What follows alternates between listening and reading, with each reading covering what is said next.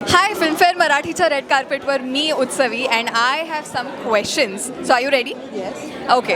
So एक असा game आहे जर तरची गोष्ट. ठीक आहे. जर तुला तुझ्या आयुष्याच्या सिनेमाला नाव द्यायचं असेल तर काय देशील? माय लाईफ. ओके. जर तुला स्वतःला टेलिपोर्ट करता आलं तर कुठे जाशील? माझ्या आजीला भेटेल.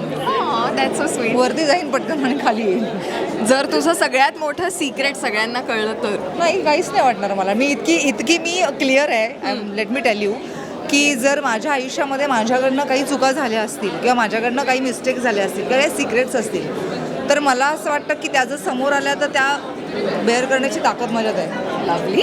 अँड जर आरसा तुझ्याशी बोलू लागला तर काय म्हणेल? थोडा वेळ मला झोपू दे, कधीतरी व्यायामाला ब्रेक दे, सकाळी लवकर नको उठूस, मला झोपायचं आहे थोडा वेळ तरी, आणि सतत ते फंक्शनला जरा मेकअप वगैरे रोजचं नको करूस, मला कंटाळा येतो. जर तू तुझ्या आयुष्यातल्या सगळ्यात नावडत्या व्यक्तीसोबत लिफ्टमध्ये अडकलीस तर? नाही ग, नाव नाही घेऊ शकत मी.